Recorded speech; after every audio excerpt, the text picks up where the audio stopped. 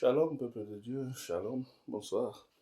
Je voudrais vous parler aujourd'hui d'un sujet qui a émergé dans mon cœur.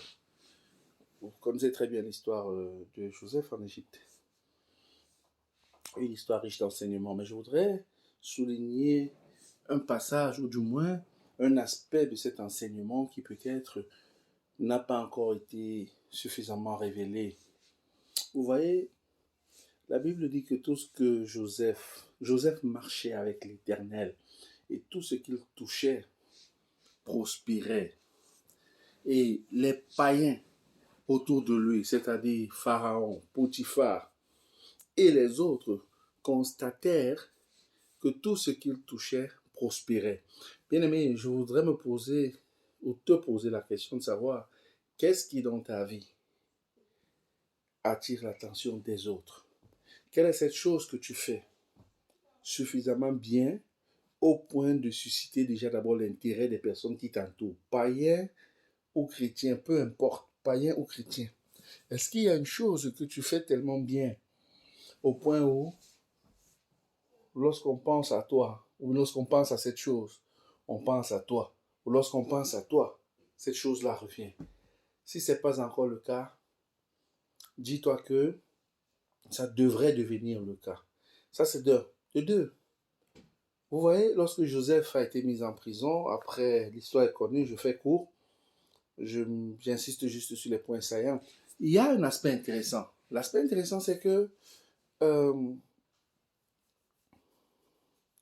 les chansons et le panetier, qui, parce qu'ils ont suscité la colère du roi, ont été jetés à leur tour en prison, et donc qui étaient censés être servis par Joseph. Je rappelle-moi pour ceux qui ne comprennent pas, un échanson, c'est quelqu'un qui est chargé de mettre la coupe de vin, donner le vin au roi. Dans la cour royale, celui qui s'occupe de la bouche, donc tout ce qui est nourriture et autres, c'est le panetier. Voilà. C'est donc deux personnes principales, deux personnes qui peuvent facilement empoisonner le roi, deux personnes qui sont autour du roi, deux personnes de la principauté, de la royauté. Ces personnes-là jetées en prison, en réalité, c'était pour que le destin de la vie de Joseph s'accomplisse. Parce que figurez-vous que ce sont ces personnes-là qui ont eu des rêves que Joseph devrait interpréter. J'ai envie de dire à quelqu'un, celui que tu considères comme l'ennemi de ta vie, quelquefois, il est important pour que ta destinée puisse se manifester de la façon la plus totale. Je recommence. S'il n'y a pas de panetier, il n'y a pas de chansons dans ta vie, avec toi dans ton trouble, s'il n'y a pas quelqu'un qui te pose des bananes en cours de route sur ton chemin, les pots de bananes, il sera difficile que le don qui est à l'intérieur de toi soit manifesté, puisqu'il faut des occasions pour que ton don soit manifesté. C'est ce qui s'est passé. C'est ce qui s'est passé avec Joseph. Un, il a été injustement posé en prison. J'étais en prison. De deux, Marie dit allô. Allô, Bonsoir les tontons et les tatas. bonsoir tonton et tata. Ok, on enlève la main sur la bouche. Donc, Marie-Cha vous envoie une once de bénédiction. Donc, les chansons et le panetier qui étaient en prison avaient un besoin, l'interprétation de leurs rêves. Et c'est là où le don de Joseph a été activé. Bien-aimé, je voudrais te dire quelque chose. Il y a certainement un don qui sommeille en toi. Je ne parle pas que du simple don de la musique. Et même si c'est le don de la musique, le don de la musique n'a pas les mêmes composantes chez tout le monde. Parce qu'il y a des notes mineures et des notes majeures en musique. J'ai l'habitude de le dire. Ton don peut être, tu as des dons, tu as des choses qui doivent te permettre d'être révélé au monde entier. Tu as quelque chose en toi pour lequel le monde fera de la place. Et il y a de la place pour tout le monde. Ne pense pas que parce que les autres sont déjà là, toi tu seras de trop. Non, il y a de la place pour tout le monde. Il y a de la place, en réalité pas pour toi, mais pour ton don. Autrement dit, c'est ton don qui frayera le chemin. C'est ton don même qui créera la place pour toi. Je voudrais dire à quelqu'un ce soir, si tu as été assez médiocre dans ce que tu fais, si tu as été assez négligent, que le Seigneur te donne de reconsidérer les choses que tu fais, d'être fidèle même dans les petites choses, de t'appliquer même dans les petites choses.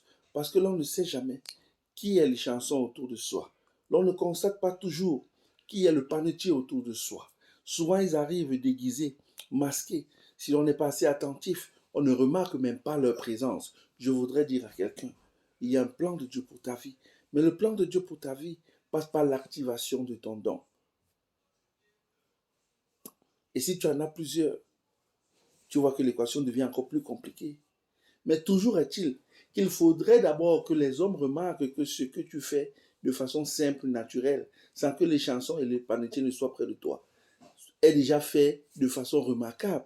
Mais s'il n'y a rien que tu fais dans ta vie qui puisse susciter même l'intérêt, l'arrêt ou l'attention des gens, bien aimé, c'est que le travail à faire est énorme. Je voudrais que cette semaine, le Saint-Esprit de Dieu t'accorde et t'accompagne dans la révélation de qui tu es, mais surtout de ce que tu portes en toi. Et bien aimé, c'est une quête, c'est un parcours, c'est un chemin, c'est une trajectoire. Ce n'est pas une destination. J'espère qu'à la fin de cette semaine, tu auras découvert des choses nouvelles quand toi tu portes, afin que le Seigneur te transforme en une véritable bénédiction pour ce monde. Shalom, soyez bénis. Je vous aime d'un amour paternel, d'un amour éternel, d'un amour inconditionnel. Que Dieu vous bénisse. Shalom.